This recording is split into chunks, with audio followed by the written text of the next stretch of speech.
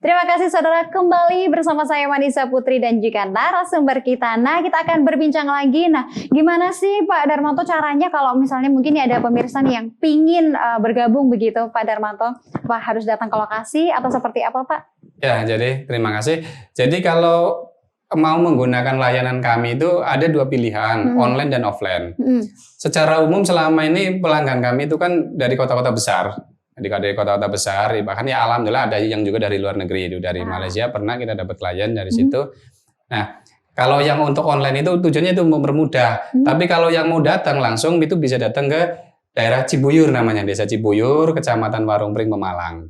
Nanti Desa bisa lihat Cibuyur, itu. Desa Cibuyur, Kecamatan Warungpring, Kabupaten Pemalang. Nah, kalau misalnya ada yang dari Jawa terus bingung mau telepon begitu bisa nggak Pak? Ya, bisa. Nah, nomornya ini berapa? Ya, jadi itu bisa menghubungi 08. Boleh Pak, ke kamera Pak. 77 ya, 0877 3352 7474. Itu bisa. Gitu ya. Jadi kalau konsultasi juga bisa ke nomor itu begitu ya Pak? Bisa ke nomor tersebut. Nah, ini Pak, faktor apa sih Pak yang bisa membuat Mas Darmanto ini sukses begitu? Nah, mungkin ada yang mendukung juga begitu atau seperti apa? Amin. Jadi ya alhamdulillah itu dukungan pertama yaitu kedua orang tua, doa dari kedua orang tua. Terus dukungan dari istri ya, keluarga lah ya, nah, dari keluarga istri juga gitu kan. Dan pada prinsipnya itu ya memang dalam usaha itu ya banyak tantangannya, tidak mudah. Dulu waktu saya itu merintis di Jakarta itu saya 2013 posisi saya itu terakhir kerja itu sebagai mandor sablon. Penghasilan itu ya hampir 4 jutaan sebulan. Dan dari usaha yang di samping itu kan saya dulu jalanin online secara sambilan gitu kan. Tiap minggu itu ada aja job orderan itu. Jadi dengan percaya diri, saya mau mengundurkan diri lah, merintis usaha di kampung. Nah, percaya diri banget gitu loh. Ternyata begitu pulang kampung sampai 3 minggu itu nggak ada hasil sama sekali, Mbak. Jadi saya sudah mulai tuh ragu-ragu, wah ini bisa jalan nggak gitu kan. Padahal tantangannya adalah ya nanti malu lah kalau saya sampai pulang lagi ke Jakarta, ikut kerja lagi ke mantan bos itu. Nah di situ saya gunakan waktu selama masih sepi itu untuk nambah pengetahuan dengan terus belajar bagaimana cara promosinya gitu kan. Di situ walaupun ya itu apa namanya ragu-ragu lah, karena ternyata ya mau rintis usaha nggak gampang.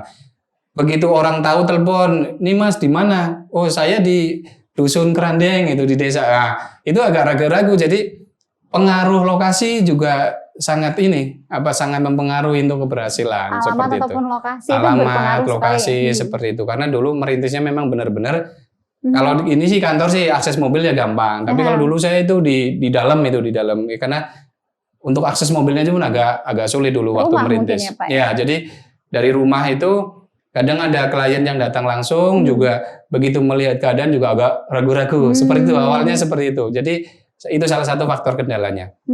Nah, gimana sih tips yang paling ampuh kok bisa sampai tiba-tiba jadi sukses gitu? Itu apa Mas Dar? Yang benar-benar gara-gara ini nih aku jadi sukses di digital marketing ya Mas Dar ya? Ya. Jadi salah satu faktor menjaga, ya mungkin tidak hanya digital marketing ya. Tapi kunci untuk sukses itu kita berjualan, ya antara menjaga kejujuran, jaga kejujuran, kepercayaan. Biasanya itu orang jualan online itu kan banyak itu istilah kayak ketipu gitu kan. Nah itu wajar. Kadang-kadang sampai hari ini pun kadang-kadang orang mau menggunakan salah satu layanan kami gitu atau membeli produk kami pun masih ini amanah enggak? Ini penipuan bukan? Seperti itu gitu. Jadi ya dari 2013 sampai sekarang itu saya berusaha komitmen ketika misalkan produk yang saya jual ada cacatnya ya silahkan dikembalikan, kita ganti gitu kan.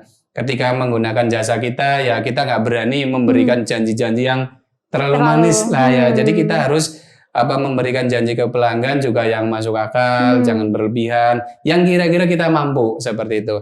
Nah insya Allah kalau dengan jaga kejujuran, jaga kepercayaan dan komitmen untuk jualan online itu peluang suksesnya cukup besar. Dan kalau orang-orang yang gagal ya biasanya gitu over dalam memberikan janji atau mereka juga tidak up to date untuk strategi pemasaran online-nya seperti itu sih. Skillnya pun harus tetap diasah. Ya, skillnya harus diasah karena jualan lewat online itu cepat sekali banyak perubahan-perubahannya.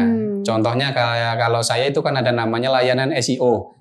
Jadi bagaimana kita memberikan layanan suatu teknik bagaimana menaikkan suatu peringkat kata kunci website agar mendapatkan posisi yang bagus. Nah itu kan juga perubahannya ada. Nah di situ tantangannya ya harus kita terus belajar mengikuti algoritma istilah kita seperti itu. Oke, seperti Pak, itu. terakhir Pak, apa yang ingin disampaikan ke pemirsa yang ada di rumah nih? Ya, untuk pemirsa semua yang di rumah, ya manfaatkanlah ini digital marketing itu sebagai salah satu ikhtiar kita dalam mencari rezeki. Banyak sekarang itu yang mengeluh tentang sulitnya mungkin mendapatkan pekerjaan, katanya itu mencari pekerjaan sulit, padahal di zaman sekarang ini bahkan kita itu bisa punya peluang untuk menciptakan pekerjaan itu sendiri. Untuk teman-teman mungkin ada yang bisa ngedit video, ngedit foto, itu bisa juga dijual. Banyak sekarang itu orang-orang nulis, contohnya nulis aja itu.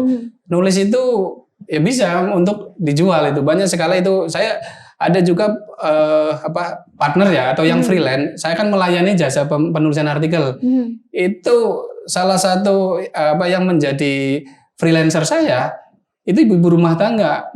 Itu yang jadi ini bisa lah untuk menciptakan pekerjaan. Jadi mungkin pemirsa di rumah itu manfaatkan teknologi yang sekarang itu untuk menciptakan pekerjaan. Begitu seperti ya? itu. Iya. Oke, terima kasih ya Mas Dar ya. Nah, tentunya perbincangan ini sangat menarik sekali, tapi waktunya sudah habis sih Mas Dar. Semoga lain waktu kita bisa berbincang kembali lebih dalam begitu ya Mas Dar ya. Dan terima kasih saudara sudah menemani kita tentunya sedari tadi, dan akhirnya saya Manisa Putri dan juga kru yang bertugas hari ini mengucapkan terima kasih atas perhatian Anda. Sampai jumpa di program Sapa Pekalongan selanjutnya. Terima kasih Pak Dar. Ya. Atas waktunya. Kalau mau ngobrol dulu Pak sama saya.